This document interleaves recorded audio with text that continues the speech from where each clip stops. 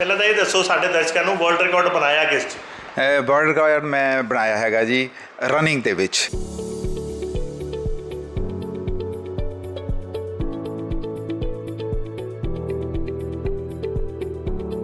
ਮੇਰੇ ਪੇਰੈਂਟਸ ਨੇ ਜਾਂ ਮੇਰੀ ਫੈਮਿਲੀ ਨੇ ਮੈਨੂੰ ਹੈਲਪ ਕੀਤਾ ਜਾਂ ਉਹਨਾਂ ਨੇ ਸਪੋਰਟ ਕੀਤਾ ਔਰ ਮੇਰੇ ਯਾਰਾਂ ਦੋਸਤਾਂ ਨੇ ਸਪੋਰਟ ਕੀਤਾ ਤਾਂ ਮੈਂ ਇਹ ਵਰਲਡ ਰਿਕਾਰਡ ਬਣਾ ਸਕਿਆ। ਆਲ ਓਵਰ ਵਰਲਡ 34 ਕੰਟਰੀਆਂ ਦੇ ਵਿੱਚ ਉਹ ਕੰਡਕਟ ਹੁੰਦਾ ਹੈਗਾ। ਉਸ 100 ਡੇ ਚੈਲੰਜ ਦੇ ਵਿੱਚ ਮੈਂ ਇਹ ਵਰਲਡ ਰਿਕਾਰਡ ਬਣਾਇਆ ਹੈਗਾ। 100 ਦਿਨ ਦੇ ਵਿੱਚ 6333.3 ਕਿਲੋਮੀਟਰ ਭੱਜ ਕੇ ਮੈਂ ਪੂਰੇ 34 ਕੰਟਰੀਜ਼ ਦੇ ਵਿੱਚ ਪਹਿਲੇ ਨੰਬਰ ਦੇ ਉੱਤੇ ਆਇਆ ਹੈਗਾ। ਮੈਂ CA ਵੀ ਹੈਗਾ, ਮੈਂ MCOM ਚਾਰਟਰਡ ਅਕਾਊਂਟੈਂਟ ਹੈ, ਮੈਂ ਮਾਸਟਰ ਵੀ ਹੈਗਾ। ਪਹਿਲਾਂ ਮੈਂ MCOM ਕੀਤੀ ਹੈ, ਫਿਰ ਮੈਂ CA ਹੈਗਾ, ਦੈਨ ਮੈਂ 53 ਸਾਲ ਦਾ ਵੀ ਹੈਗਾ। ਹੁਣ ਮੈਨੂੰ ਸਾਰੇ ਬੰਦੇ ਇੱਕ ਕੁਐਸਚਨ ਕਰਦੇ ਆ ਕਿ ਤੂੰ CA ਹੈ, ਤੂੰ ਟਾਈਮ ਕਿੱਦਾਂ ਮੈਨੇਜ ਕਰਦਾ? ਮੈਂ ਸਾਰਿਆਂ ਨੂੰ ਇਹ ਕਹਿਣਾ ਕਿ ਮੈਂ ਸਪੋਰਟਸ ਦੇ ਵਿੱਚ ਟਾਈਮ ਉਦੋਂ ਉਹ ਦਿੰਦਾ ਜਦੋਂ ਤੁਸੀਂ ਸਾਰੇ ਸੁੱਤੇ ਪਏ ਹੁੰਦੇ ਹੋ। 100 ਦਿਨ ਨਾ ਮੈਂ ਕੋਈ ਸਕੂਟਰ ਚਲਾਇਆ, ਨਾ ਮੈਂ ਕੋਈ ਕਾਰ ਚਲਾਈ ਹੈਗੀ ਆ। ਮੈਂ ਘਰੋਂ ਆਫਿਸ ਪੈਦਲ ਆਉਂਦਾ ਸੀ, ਆਫਿਸ ਤੋਂ ਘਰ ਪੈਦਲ ਜਾਂਦਾ ਸੀ ਤੇ ਸਾਰੇ ਹੀ ਕਹਿੰਦੇ ਹੁੰਦੇ ਸੀ ਮੈਂ ਵੀ ਇਹੀ ਗੱਲ ਕਰਨਾ। ਜਦੋਂ ਮੇਰੇ ਹੱਥ ਤੇ ਘੜੀ ਬੰਨੀ ਗਈ ਔਰ ਇਹਦਾ ਮੈਂ ਜਦੋਂ ਔਨ ਕਰਤਾ ਚੱਲਣ ਲੱਗ ਪਿਆ, ਫਿਰ ਉਹ ਤੋਂ ਬਾਅਦ ਇਹ ਬਾਡੀ ਦੇ ਵਿੱਚ ਪਤਾ ਨਹੀਂ ਕੀ ਹੁੰਦਾ ਸੀਗਾ। ਹੁਣ ਨਾਰਮਲ ਦੇ ਵਿੱਚ ਆ ਗਏ ਹੈ। ਲੋਕੀ ਤਾਂ ਅੱਧਾ ਕਹਿੰਦੇ ਸੀ ਅੱਧਾ ਪਾਗਲ ਹੋ ਗਿਆ, ਪਰ ਜਨੂਨ ਸੀਗਾ। ਮੈਂ ਉਹਨਾਂ ਨੂੰ ਮੋਟੀਵੇਸ਼ਨ ਦੇ ਰਿਹਾ ਹੈਗਾ ਕਿ ਜੇ 53 ਸਾਲ ਦੀ ਏਜ ਦੇ ਵਿੱਚ ਜਾ ਕੇ ਮੈਂ ਭੱਜ ਸਕਦਾ ਹੈਗਾ ਤੇ ਤੁਸੀਂ ਕਿਉਂ ਨਹੀਂ?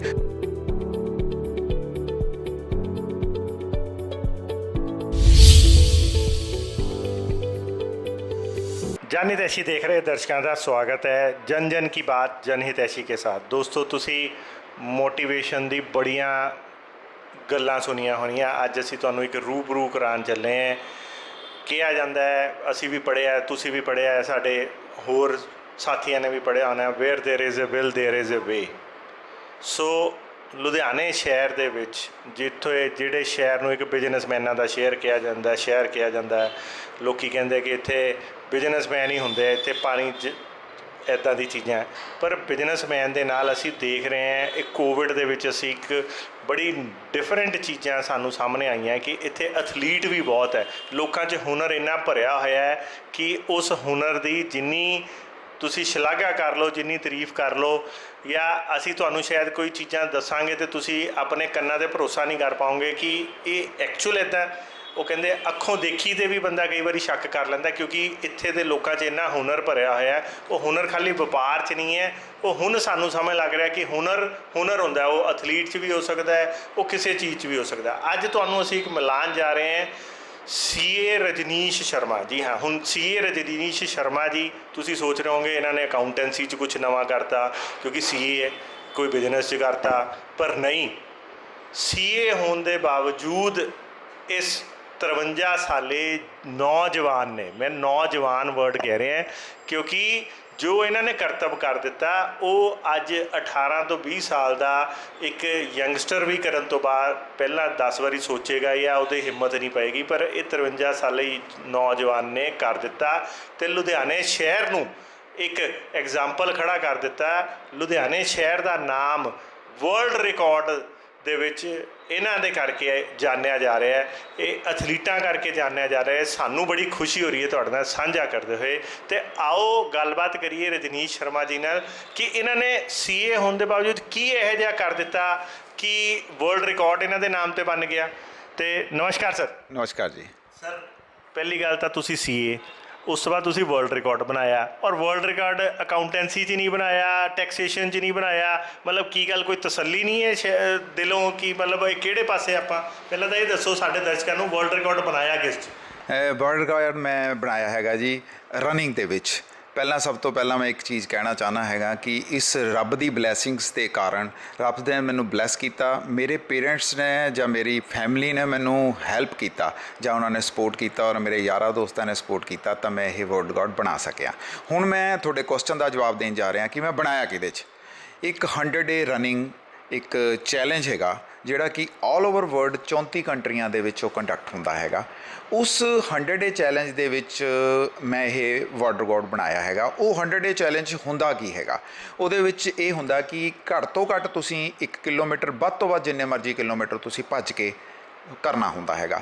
ਮੈਂ ਇਸ ਦੇ ਵਿੱਚ 100 ਦਿਨ ਦੇ ਵਿੱਚ 6333.3 ਕਿਲੋਮੀਟਰ ਭੱਜ ਕੇ ਮੈਂ ਪੂਰੇ 34 ਕੰਟਰੀਜ਼ ਦੇ ਵਿੱਚ ਪਹਿਲੇ ਨੰਬਰ ਦੇ ਉੱਤੇ ਆਇਆ ਹੈਗਾ, ਅਤੇ ਇਹ ਮੇਰਾ ਰਿਕਾਰਡ ਹੈ। ਸਰ ਜਿਹੜਾ ਇਹਦੇ ਵਿੱਚ ਜਿਵੇਂ ਤੁਸੀਂ ਇੱਕ CEO ਹੋ, ਪਹਿਲੀ ਗੱਲ ਮੈਨੂੰ ਤਾਂ ਡਾਊਟ ਹੁੰਦਾ ਹੈ, ਬੁਰਾ ਨਾ ਮੰਨਿਓ, ਤੁਸੀਂ ਸਰਟੀਫਿਕੇਟ ਜ਼ਰੂਰ ਸਾਨੂੰ ਦਿਖਾਈਓ ਕਿਉਂਕਿ ਤੁਸੀਂ 53 ਸਾਲ ਦੇ ਲੱਗਦੇ ਹੀ ਨਹੀਂ ਪਹਿਲੀ ਗੱਲ, ਠੀਕ ਹੈ। ਮੈਨੂੰ ਐਂ ਲੱਗ ਰਿਹਾ ਕਿ ਤੁਸੀਂ ਮੇਰੇ ਤੋਂ ਵੀ ਯੰਗ, ਮਤਲਬ 40-41 ਸਾਲ ਦੇ ਹੋਣਗੇ, ਹੋਰ ਘੱਟ ਹੋਣਗੇ, ਅਤੇ ਤੁਸੀਂ ਲੱਗੇ ਹੋਏ ਹੋ 53 ਸਾਲ ਦੀ ਉਮਰ, ਠੀਕ ਹੈ। ਅੱਜ ਤੁਹਾਡੇ ਬੱਚੇ ਹੀ ਸ਼ਾਇਦ ਤੁਹਾਡਾ ਰਿਕਾਰਡ ਨਾ ਤੋੜ ਪਾਉਣ, ਜਿੱਦਾਂ ਦਾ ਤੁਸੀਂ। ਨਹੀਂ ਜੀ, ਦੇਖੋ, ਚਲੋ ਤੁਸੀਂ ਇਹ ਜਿਹੜੀ ਗੱਲ ਕਹੀ ਹੈਗੀ ਆ, ਇਹ ਬਹੁਤ ਵੱਡਾ ਕੰਪਲੀਮੈਂਟ ਹੈ ਮੇਰੇ ਲਈ, ਪਰ ਮੈਂ ਹੈ 53 ਸਾਲ ਦਾ ਹੀ ਹੈਗਾ, ਅਤੇ 53 ਸਾਲ ਦੇ ਇਹ CA ਵੀ ਪੱਕੇ ਹੋ? ਹਾਂਜੀ, ਮੈਂ ਚਾਰਟਰ ਅਕਾਊਂਟੈਂਟ ਹਾਂ। ਜਦੋਂ ਹੁਣ ਤੁਸੀਂ ਇਹ ਇੰਟਰਵਿਊ ਮੇਰੀ ख़त्म ਕਰੋਗੇ, ਮੈਂ ਤੁਹਾਨੂੰ ਆਪਣਾ CP, ਜਿਹਨੂੰ ਸਰਟੀਫਿਕੇਟ ਆਫ ਪ੍ਰੈਕਟਿਸ ਬੋਲਦੇ ਹੈਗੇ ਆ, ਉਹ ਮੈਂ ਤੁਹਾਨੂੰ ਨਾਲ ਦਊਂਗਾ, ਉਹ ਤੁਸੀਂ ਜ਼ਰੂਰ ਸ਼ੋਅ ਕਰਿਓ।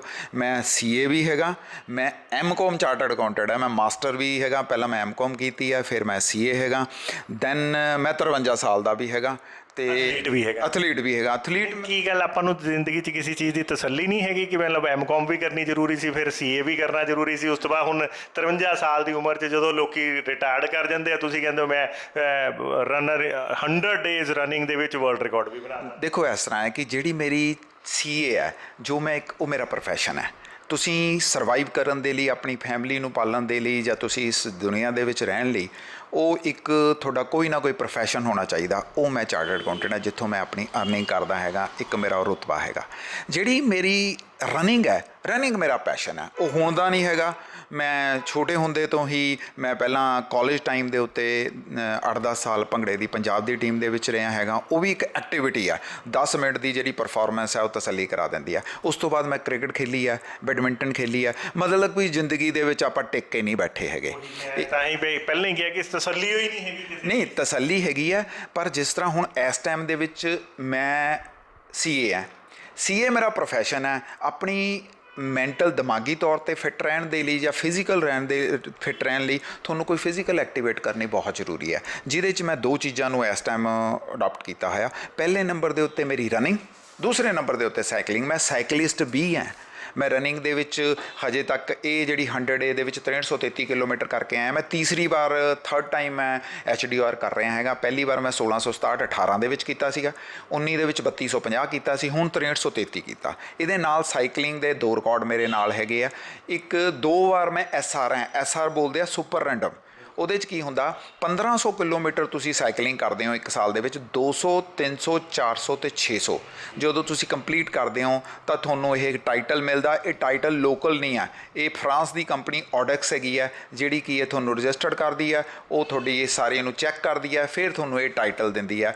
ਮੈਂ ਇੰਨਾ ਕੁ ਦੱਸਣਾ ਚਾਹੁੰਦਾ ਕਿ ਜਿਹੜੀ 200 ਸੀ, ਮੈਂ ਲੁਧਿਆਣੇ ਤੋਂ ਕੀਰਤਪੁਰ ਸਾਹਿਬ ਵਾਪਸੀ। ਜਿਹੜੀ 300 ਸੀ, ਲੁਧਿਆਣੇ ਤੋਂ ਟਿੰਬਰ ਟ੍ਰੇਲ ਤੋਂ ਵੀ ਅੱਗੇ ਫਿਰ ਵਾਪਸੀ। ਜਿਹੜੀ ਉਸ ਅਗਲੀ ਸੀ, ਉਹ ਮੈਨੂੰ ਲੱਗਦਾ ਦਿੱਲੀ ਵਾਲੀ ਸਾਈਡ 'ਤੇ ਸੀ। ਜਿਹੜੀ ਮੈਂ ਚੌਥੀ 600 ਕਿਲੋਮੀਟਰ ਲਗਾਈ ਆ, ਉਹ ਇੱਥੋਂ ਚੱਲ ਕੇ ਹਨੂੰਮਾਨਗੜ੍ਹ ਤੋਂ 25 ਕਿਲੋਮੀਟਰ ਅੱਗੇ ਜਾ ਕੇ ਉੱਥੋਂ ਮੈਂ ਲੁਧਿਆਣੇ ਵਾਪਸ ਆਇਆ ਸੀ 34 ਆਵਰਸ। ਇਹਦਾ ਮਤਲਬ ਬੇਸਿਕਲੀ ਮੈਂ ਜੇ ਪ੍ਰੋਫੈਸ਼ਨਲ ਹੈਗਾ ਤਾਂ ਮੈਂ ਆਪਣੇ ਆਪ ਦਾ ਇੱਕ ਨਾਲ ਇਹ ਹੈਗਾ ਕਿ ਮੈਂ ਫਿਜ਼ੀਕਲੀ ਆਪਣੇ ਆਪ ਨੂੰ ਫਿੱਟ ਰੱਖਣ ਦੇ ਲਈ ਮੈਂ ਐਕਸਰਸਾਈਜ਼ ਜ਼ਰੂਰ ਕਰਦਾ ਹੈਗਾ। ਹੁਣ ਮੈਨੂੰ ਸਾਰੇ ਬੰਦੇ ਇੱਕ ਕੁਐਸਚਨ ਕਰਦੇ ਆ ਕਿ ਤੂੰ CA ਹੈ, ਤੂੰ ਟਾਈਮ ਕਿੱਦਾਂ ਮੈਨੇਜ ਕਰਦਾ। ਮੈਂ ਸਾਰਿਆਂ ਨੂੰ ਇਹ ਕਹਿਣਾ ਕਿ ਮੈਂ ਸਪੋਰਟਸ ਦੇ ਵਿੱਚ ਟਾਈਮ ਉਦੋਂ ਉਹ ਦਿੰਦਾ ਜਦੋਂ ਤੁਸੀਂ ਸਾਰੇ ਸੁੱਤੇ ਪਏ ਹੁੰਦੇ ਹੋ। ਮੈਂ ਸਵੇਰੇ 5, 5:30 ਵਜੇ, ਮੈਂ ਮੇਰੀ ਟੀਮ ਨਾਲ ਮੇਰੇ ਭਾਜੀ ਜਿਹੜੇ ਅਸ਼ੋਕ ਮਲਹੋਤਰਾ ਜੀ ਆ, ਅਸੀਂ 5, 5:30 ਵਜੇ PAU ਚਲੇ ਜਾਂਦੇ ਹਾਂ। PAU ਜਾ ਕੇ ਜਦੋਂ ਸਾਰੇ ਲੋਕੀ 7:30, 8 ਵਜੇ ਉੱਠਦੇ ਆ, ਮੈਂ ਐਕਸਰਸਾਈਜ਼ ਲਾ ਕੇ ਘਰ ਪਹੁੰਚ ਜਾਂਦਾ ਹੈਗਾ। ਮਤਲਬ ਇਹ ਤਾਂ ਤੁਹਾਡੀ ਗੱਲ ਤੋਂ ਸਾਨੂੰ ਇੱਕ ਕਹਾਵਤ ਯਾਦ ਆ ਗਈ ਕਿ ਜੋ ਜਾਗਤ ਹੈ ਉਹ ਪਾਵਤ ਹੈ, ਜੋ ਸੋਵਤ ਹੈ ਉਹ ਖੋਵਤ ਹੈ। ਬਿਲਕੁਲ ਠੀਕ ਹੈ, ਐਬਸੋਲੂਟਲੀ ਰਾਈਟ। ਤੇ ਮੈਨੂੰ ਹੁਣ ਇਹ ਦੱਸੋ, ਜਿਹੜਾ ਤੁਸੀਂ 100 ਡੇਜ਼ ਦੀ ਇਹ ਕੀਤੀ ਹੈ, ਇਹ ਕਿੱਥੇ ਆਰਗੇਨਾਈਜ਼ ਹੋਈ ਸੀ? ਕਿਉਂਕਿ ਕੋਵਿਡ ਦਾ ਦੌਰ ਚੱਲ ਰਿਹਾ ਹੈ ਔਰ ਬਾਹਰ ਜਾਣਾ ਉਹਨਾਂ ਅਲਾਉਡ ਨਹੀਂ ਹੈ। ਅਸੀਂ ਕਿਉਂ ਭਰੋਸਾ ਕਰੀਏ ਕਿ ਤੁਸੀਂ ਕੀਤੀ? ਤੁਸੀਂ ਐਵੇਂ ਤਾਂ ਨਹੀਂ ਗੱਪਾਂ ਹੀ ਛੱਡੀ ਜਾਂਦੇ? ਇਹ 100 ਡੇਜ਼ ਆਫ ਰਨਿੰਗ ਦਾ ਮੈਂ ਬੇਸਿਕ ਪੂਰਾ ਸਮਝਾਣਾ। 100 ਡੇ ਆਫ ਰਨਿੰਗ ਇੱਕ ਇੰਡੀਅਨ ਕੰਪਨੀ ਹੈ ਡੇਲੀ ਬੇਸ ਦੀ, ਜਿਹੜੀ ਕਿ ਇਹ ਆਰਗੇਨਾਈਜ਼ ਕਰ ਰਹੀ ਹੈ। ਇਹਨਾਂ ਦਾ 5ਵਾਂ ਸੈਸ਼ਨ ਸੀਗਾ। ਮੈਂ ਸਭ ਤੋਂ ਪਹਿਲਾ ਸੈਸ਼ਨ ਇਹਨਾਂ ਦਾ ਜਦੋਂ ਹੋਇਆ ਸੀਗਾ, ਇਹਨਾਂ ਨੇ ਤੁਸੀਂ ਸੁਣਿਆ ਹੋਣਾ ਇੱਕ ਸਮੀਰ ਸਿੰਘ ਨਾਮ ਦਾ ਇੱਕ ਬੰਦਾ ਸੀਗਾ ਜਿਹਨੂੰ ਅਕਸ਼ੇ ਕੁਮਾਰ ਨੇ ਸਪਾਂਸਰ ਕੀਤਾ ਸੀਗਾ ਭਾਰਤ ਕੇ ਵੀਰ ਦੇ ਨਾਮ ਤੇ। ਉਹ ਰੋਜ਼ 100 ਕਿਲੋਮੀਟਰ ਭੱਜਦਾ ਸੀ। ਹੁਣ 10,000 ਕਿਲੋਮੀਟਰ ਭੱਜੇ ਸੀ। ਉਹ ਪਹਿਲਾ ਸੈਸ਼ਨ ਸੀ। ਅਸੀਂ ਉਦੋਂ ਦੇਖਦੇ ਹੀ ਹੁੰਦੇ ਸੀ ਇਹ ਬੰਦਾ ਕੋਈ ਹੈਗਾ। 2018 ਦੇ ਵਿੱਚ ਮੈਨੂੰ ਵੀ ਜਨੂਨ ਜਾਗਿਆ, ਮੈਂ ਰਜਿਸਟਰਡ ਹੋ ਗਿਆ। ਉਦੋਂ ਮੈਂ 1667 ਕਿਲੋਮੀਟਰ ਕਰਕੇ ਲੁਧਿਆਣਾ ਫਸਟ ਆ ਗਿਆ। ਅੱਛਾ। ਅਗਲੇ ਸਾਲ 19 ਚ 3250 ਕਿਲੋਮੀਟਰ ਕਰਕੇ ਲੁਧਿਆਣਾ ਫਸਟ ਆ ਗਿਆ। ਪੰਜਾਬ 'ਚ ਵੀ ਮੇਰੀ ਉਦੋਂ ਪਲੇਸ ਸੀਗੀ। ਹੁਣ ਇਸ ਵਾਰ ਜਦੋਂ ਮੈਂ ਰਜਿਸਟਰਡ ਸ਼ੁਰੂ ਕੀਤਾ ਤੇ ਮੈਂ ਹੌਲੀ ਹੌਲੀ ਆਰਾਮ ਨਾਲ ਚੱਲ ਰਿਹਾ ਸੀਗਾ। ਚੱਲਦੇ ਚਲਾਉਂਦੇ ਮੈਂ ਤੁਹਾਨੂੰ ਦੱਸੂਗਾ ਕਿ ਮੈਂ ਇੱਕ ਕਿੱਦਾਂ ਪਤਾ ਚੱਲਦਾ ਹੈਗਾ ਇਹ ਕੰਪਨੀ ਕਿਸ ਤਰ੍ਹਾਂ ਇਸ ਚੀਜ਼ ਨੂੰ ਆਰਗੇਨਾਈਜ਼ ਕਰਦੀ ਹੈਗੀ ਆ। ਇਹ ਇੱਕ ਤੁਹਾਨੂੰ ਰਜਿਸਟਰਡ ਕਰਦੀ ਹੈ। ਰਜਿਸਟਰਡ ਦੇ ਵਿੱਚ ਤੁਹਾਡੇ ਈਮੇਲ ਆਈਡੀ ਦੇ ਉੱਤੇ ਤੁਹਾਡਾ ਬਣਦਾ ਹੈਗਾ ਯੂਜ਼ਰ ਆਈਡੀ ਤੇ ਪਾਸਵਰਡ ਹੁੰਦਾ ਹੈਗਾ, ਜਿਹੜਾ ਕਿ ਤੁਸੀਂ ਉੱਥੇ ਅਟੈਚ ਹੁੰਦੇ ਹੋ। ਤੁਸੀਂ ਅੱਜ ਮੈਂ ਤੁਹਾਨੂੰ ਦਿਖਾਉਣਾ ਚਾਹੁੰਦਾ ਮੈਂ ਭੱਜਦਾ ਕਿੱਦਾਂ ਸੀ। ਆ ਮੇਰੇ ਕੋਲ ਗਾਰਮਿਨ ਦੀ ਵਾਚ ਹੈ। ਇਹ ਗਾਰਮਿਨ ਵਾਚ ਸਪੈਸ਼ਲ ਮੈਂ ਇਸ ਲਈ ਖਰੀਦੀ ਆ। ਜ਼ਰੂਰੀ ਨਹੀਂ ਗਾਰਮਿਨ ਦੀ ਵਾਚ 'ਤੇ ਹੀ ਤੁਸੀਂ ਭੱਜ ਸਕਦੇ ਹੋ। ਮੈਂ ਗਾਰਮਿਨ ਦੀ ਵਾਚ ਨੂੰ ਇਹਨੂੰ ਚਲਾਉਂਦਾ ਸੀ। ਔਨ ਕਰਨ ਤੋਂ ਬਾਅਦ ਇਹ ਗਾਰਮਿਨ ਦੀ ਵਾਚ ਦੇ ਉੱਤੇ ਮੇਰਾ ਰਿਕਾਰਡ ਆਉਂਦਾ। ਇਹ ਚੱਲਦਾ। ਇਹਨੂੰ ਚੱਲ ਕੇ ਜਦੋਂ ਮੈਂ ਇਹ ਐਕਟੀਵਿਟੀ ਨੂੰ ਖ਼ਤਮ ਕਰਨਾ ਤਾਂ ਮੈਂ ਇਹਨੂੰ ਸੇਵ ਕਰ ਲੈਂਦਾ ਸੀਗਾ। ਇਹ ਐਕਟੀਵਿਟੀ ਗਾਰਮਿਨ ਦੀ ਵਾਚ ਤੋਂ ਬਾਅਦ ਇੱਕ ਐਪ ਹੈ ਜਿਸ ਦਾ ਨਾਮ ਹੈ ਸਟਾਵਾ। ਇਹ ਸਟਾਵਾ ਇੰਸਟਾਲ ਹੁੰਦਾ, ਜਿਹੜਾ ਕਿ HDR ਦੇ ਨਾਲ ਜਾ ਕੇ ਤੁਹਾਡੀ ਮੇਲ ਆਈਡੀ ਦੇ ਨਾਲ ਉੱਥੇ ਰਜਿਸਟਰਡ ਹੋ ਜਾਂਦਾ। ਤਾਂ ਇੱਥੋਂ ਡਾਟਾ ਟਰਾਂਸਫਰ ਹੁੰਦਾ ਸਟਾਵਾ ਤੇ, ਸਟਾਵਾ ਤੋਂ HDR ਤੇ। HDR ਇਹਨੂੰ ਚੈੱਕ ਕਰਦੀ ਹੈਗੀ ਆ। ਤੁਹਾਨੂੰ ਤਾਂ ਕੋਈ ਵੀ ਨਹੀਂ ਦੇਖਦਾ, ਤੁਸੀਂ ਤਾਂ ਸਕੂਟਰ ਤੇ ਵੀ ਲਾ ਸਕਦੇ ਹੋ। ਇਸ ਐਪ ਦੇ ਵਿੱਚ ਔਰ ਇਹ ਗਾਰਮਿਨ ਦੀ ਵਾਚ ਦੇ ਵਿੱਚ ਇੱਕ ਫੀਚਰ ਹੈ। ਉਹ ਫੀਚਰ ਕੀ ਹੈ? ਉਹਨੂੰ ਬੋਲਦੇ ਹੈਗੇ ਆ speed along with that cadence and heartbeat. ਜਦੋਂ ਤੁਸੀਂ ਭੱਜਦੇ ਹੋ ਇਹ ਤਿੰਨੋਂ ਚੀਜ਼ਾਂ ਨੂੰ ਆਪਸ ਦੇ ਵਿੱਚ ਕੰਪੇਅਰ ਕੀਤਾ ਜਾਂਦਾ। ਜਦੋਂ ਤੁਸੀਂ ਸਪੀਡ ਦੇ ਨਾਲ ਭੱਜਦੇ ਹੋ, ਤੁਹਾਡੀ ਸਪੀਡ ਦੇ ਨਾਲ ਕੈਡੈਂਸ ਪਲੱਸ ਹਾਰਟਬੀਟ ਵੱਧਦੀ ਹੈ। ਜਦੋਂ ਤੁਸੀਂ ਸਕੂਟਰ 'ਤੇ ਲਾਓਗੇ ਤੁਹਾਡੀ ਸਪੀਡ ਵਧੂਗੀ, ਹਾਰਟਬੀਟ ਘੱਟ ਜਾਊਗੀ। ਉਹ ਤੁਹਾਨੂੰ ਉੱਥੇ IT ਡਿਪਾਰਟਮੈਂਟ ਚੈੱਕ ਕਰਦਾ।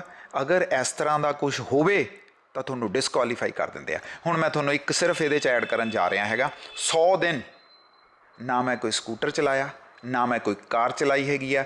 ਮੈਂ ਘਰੋਂ ਆਫਿਸ ਪੈਦਲ ਆਉਂਦਾ ਸੀ, ਆਫਿਸ ਤੋਂ ਘਰ ਪੈਦਲ ਜਾਂਦਾ ਸੀ। ਮੇਰਾ ਇੱਥੋਂ ਘਰ ਕਿਲੋਮੀਟਰ 1.5 ਕਿਲੋਮੀਟਰ 'ਤੇ ਹੈਗਾ।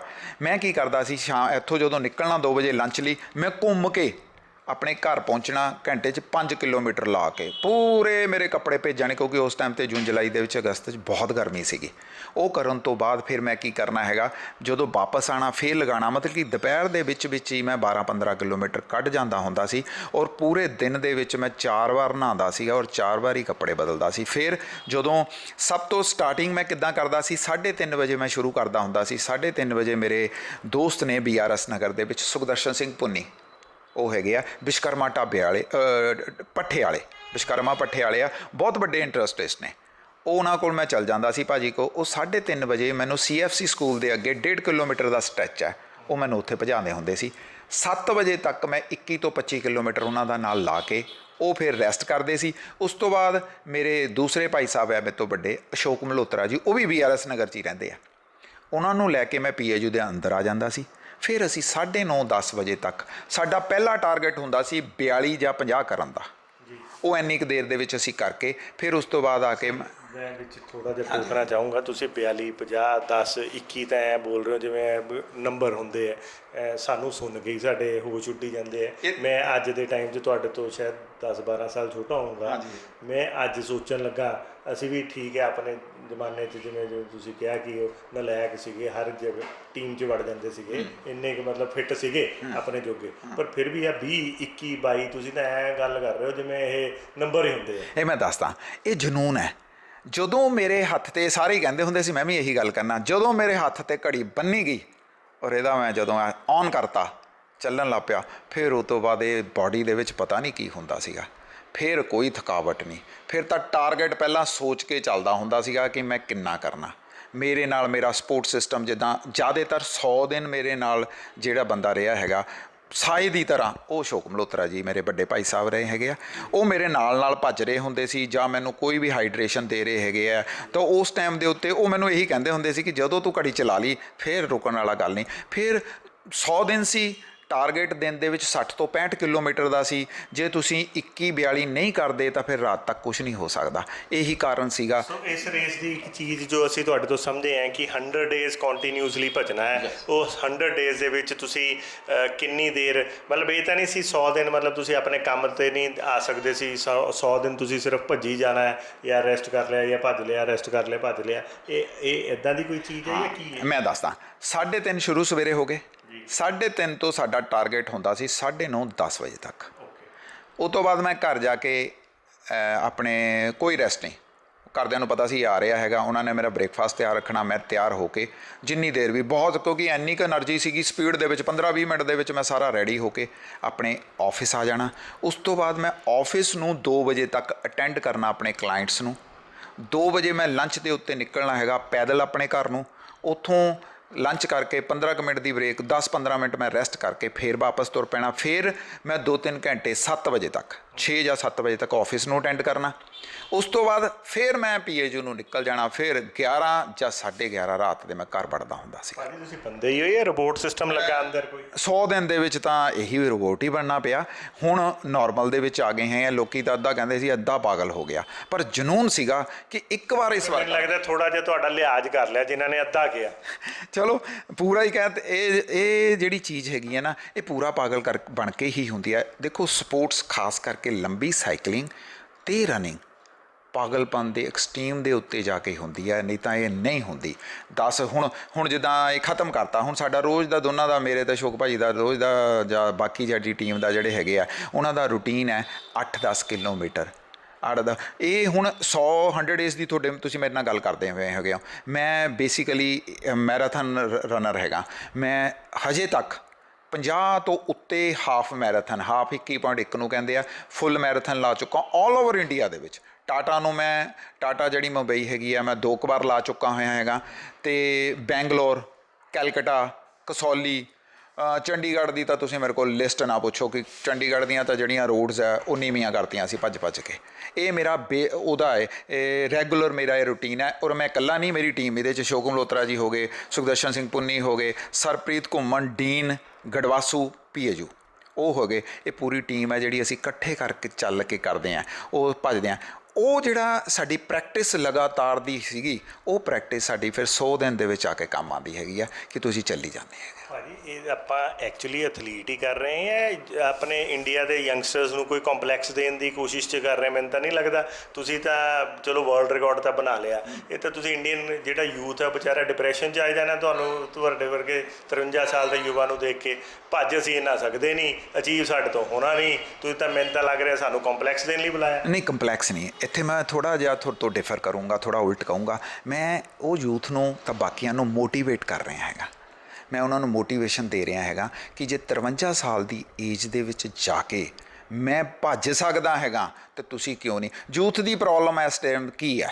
ਯੂਥ ਦੀ ਪ੍ਰੋਬਲਮ ਇਹ ਹੈਗੀ ਹੈ ਕਿ ਉਹ ਕੰਪਿਊਟਰ, ਫੇਸਬੁੱਕ, ਮੋਬਾਈਲ ਅਤੇ ਪੰਜਾਬ ਦਾ ਯੂਥ ਖਾਸ ਕਰਕੇ ਨਸ਼ਾ, ਇਹ ਚੀਜ਼ਾਂ ਦੇ ਵਿੱਚ ਫਸ ਗਏ ਹੋਏ ਹੈਗੇ ਆ। ਨਸ਼ੇ ਤੋਂ ਇੱਕ ਚੀਜ਼ ਐਡ ਆਨ ਆਈ, ਮੈਂ ਸੌਰੀ ਵਿੱਚ ਟੋਕਤਾ।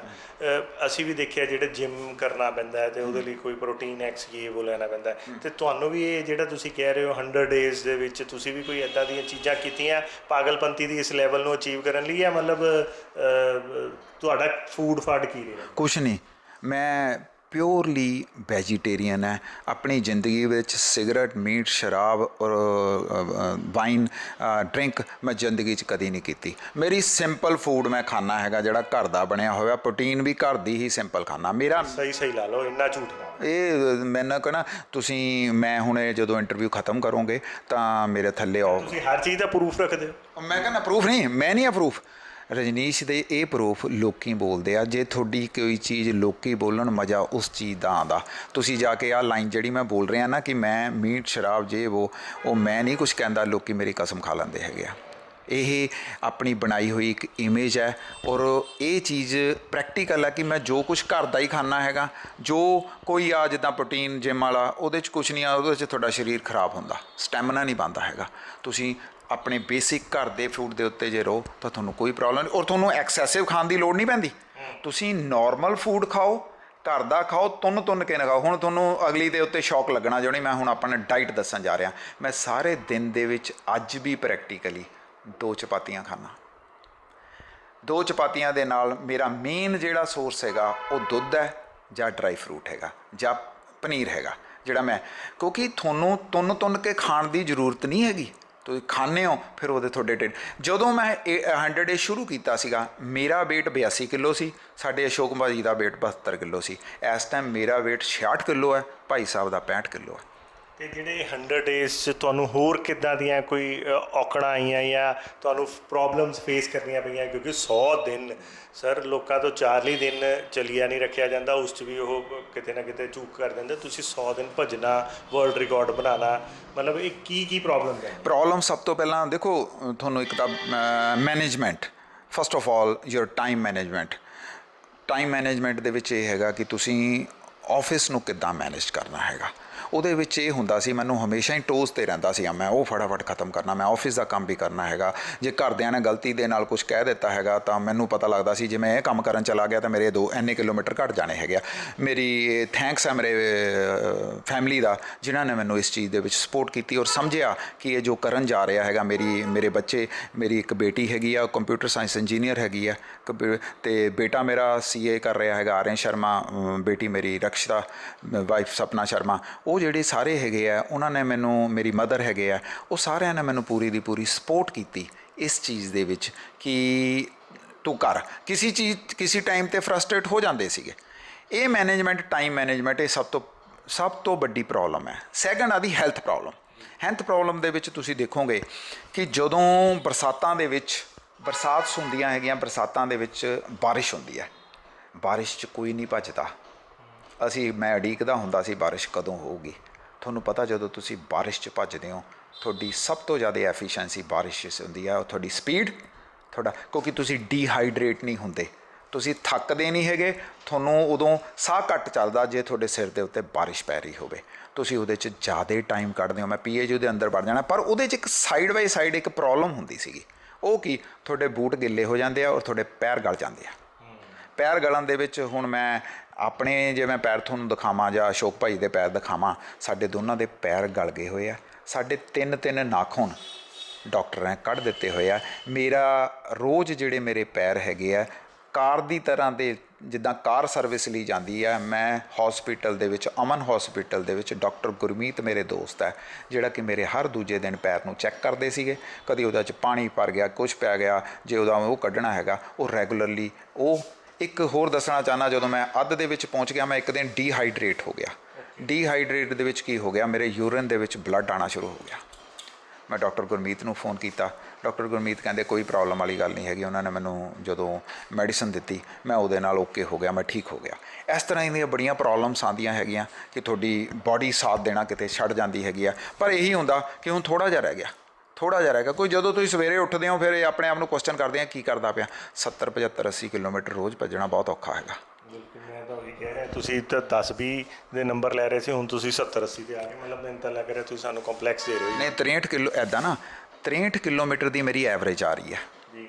ਇਹਦਾ ਮਤਲਬ ਮੈਂ ਇੰਨਾ ਤਾਂ ਭੱਜਿਆ ਹੀ ਆ। ਇਹ ਹੈ ਕਿ 70-75 ਲਗਾਤਾਰ ਨਹੀਂ ਭੱਜ ਰਿਹਾ। ਪਹਿਲਾਂ ਮੈਂ 21 ਦਾ ਇੱਕ ਸਟੈਚ ਲਾ ਲਿਆ, ਹਾਫ ਮੈਰਾਥਨ ਜਿਹਨੂੰ ਬੋਲੀ ਆ, ਫਿਰ ਥੋੜ੍ਹੀ ਬ੍ਰੇਕ ਲੈ ਲਈ, ਫਿਰ ਮੈਂ ਦੁਪਹਿਰੇ ਛੋਟੇ ਲਾ ਲਏ 5-5, 10-10 ਕਿਲੋਮੀਟਰ ਦੇ, ਸ਼ਾਮ ਨੂੰ 21 ਜਾਂ 42 ਦਾ ਲਗਾਤਾ। ਉਹਦੇ ਨਾਲ 60-70 ਇਸ ਤਰ੍ਹਾਂ ਦੇ ਨਾਲ ਪੂਰਾ ਹੋ ਜਾਂਦਾ। ਪਤਾ ਕਿੱਦਾਂ ਲੱਗਿਆ ਕਿ ਇਹ 100ਵੇਂ ਦਿਨ ਨਹੀਂ ਪਤਾ ਲੱਗਦਾ ਕਿ ਤੁਸੀਂ ਨੰਬਰ 1 ਆ ਗਏ ਹੋ ਜਾਂ ਇੰਨਾ ਕਰ ਲਿਆ? ਇਹ ਵਿੱਚ ਨੂੰ ਆਪਾਂ ਨੂੰ ਪਤਾ ਲੱਗਦਾ ਰਹਿੰਦਾ ਤਾਂ ਕਿ ਆਪਾਂ ਉਹਨੂੰ ਜੇ ਟਰੇਸ ਕਰਨਾ ਹੋਵੇ, ਕਿਸੇ ਨੂੰ ਫੋਲੋ ਕਰਨਾ ਹੋਵੇ, ਪਿੱਛੇ ਕਰਨਾ ਹੋਵੇ, ਤਾਂ ਉਹ ਵੀ ਕੀਤਾ ਜਾ ਸਕਦਾ। ਇਸ ਤਰ੍ਹਾਂ ਹੈ ਕਿ ਇਹਦੇ 'ਚ ਜਦੋਂ ਹੈਗਾ ਇੱਕ ਲੀਡਰ ਬੋਰਡ ਬਣਦਾ। ਉਹ ਲੀਡਰ ਬੋਰਡ ਦੇ ਵਿੱਚ ਕੀ ਹੁੰਦਾ ਹੈਗਾ, ਉਹ ਲੀਡਰ ਬੋਰਡ ਦੇ ਵਿੱਚ ਤੁਸੀਂ ਕਿੰਨੇ ਕਿਲੋਮੀਟਰ ਭੱਜੇ ਹੋ ਔਰ ਤੁਸੀਂ ਇੰਡੀਆ ਦੇ ਵਿੱਚ ਕਿੰਨਵੀਂ ਪਲੇਸ 'ਤੇ ਹੋ, ਉਹ ਨਾਲ ਆਉਂਦਾ ਹੈਗਾ। ਆਪਾਂ ਲਾ ਕੇ ਆਉਣਾ, ਉਹਨੂੰ ਅਪਲੋਡ ਕਰਨਾ, ਉਹ ਤੋਂ ਬਾਅਦ ਆਪਣੀ ਖੋਲ੍ਹ ਕੇ ਆਪਾਂ ਦੇਖ ਲੈਣਾ। ਰੈਗੂਲਰ ਇਹ ਕੰਮ ਹੁੰਦਾ ਸੀ, ਸਾਰਾ ਦਿਨ ਹੋਰ ਕੰਮ ਹੀ ਨਹੀਂ ਹੁੰਦਾ ਸੀ ਕੋਈ, ਕਿ ਮੈਂ ਕਿੰਨਵੇਂ ਪਲੇਸ 'ਤੇ ਹਾਂ। ਫਿਰ ਅਸੀਂ ਕੈਲਕੂਲੇਟ ਕਰਨਾ ਕਿ ਕਿੰਨੇ ਕਿਲੋਮੀਟਰ ਪਿੱਛੇ ਹਾਂ। ਫਿਰ ਅਗਲੇ ਦਿਨ ਦਾ ਉਹਦੇ ਨਾਲ ਟਾਰਗੇਟ ਬਣਦਾ ਹੁੰਦਾ ਸੀ। ਫਿਰ ਮੈਂ ਜਦੋਂ ਹੋ ਜਾਣਾ, ਮੈਂ ਫਿਰ ਅਸ਼ੋਕ ਭਾਈ ਨਾਲ ਬਹਿ ਜਾਣਾ ਕਿ ਭਾਜੀ ਮੈਂ ਉਹ ਤੋਂ ਇੰਨਾ ਪਿੱਛੇ ਹਾਂ, ਕੱਲ੍ਹ ਦਾ ਟਾਰਗੇਟ ਆਪਣਾ ਇੰਨੇ ਵਜੇ ਸ਼ੁਰੂ ਹੋਣਾ ਹੈਗਾ। ਠੀਕ ਹੈ ਜੀ, ਓਕੇ ਹੋ ਗਿਆ। ਇਹ ਲੀਡਰ ਬੋਰਡ ਲਗਾਤਾਰ ਤੁਹਾਨੂੰ ਦੱਸਦਾ ਰਹਿੰਦਾ ਹੈਗਾ ਕਿ ਤੁਸੀਂ ਕਿੰਨਵੇਂ ਪਲੇਸ 'ਤੇ ਔਰ ਕਿੰਨੇਵੀਂ ਦੂਰ ਹੋ। ਇਹ ਨਾਲ ਦੱਸਦਾ। ਤੇ ਫਿਰ ਫਾਈਨਲੀ ਜਿਵੇਂ ਤੁਸੀਂ ਜਿਹੜਾ ਫਸਟ ਨੰਬਰ ਤੇ ਆਏ, ਜਿਵੇਂ ਤੁਸੀਂ ਕਿੰਨੇ ਸੌ ਕਿਲੋਮੀਟਰ ਪੂਰਾ ਕੀਤਾ? 6333.3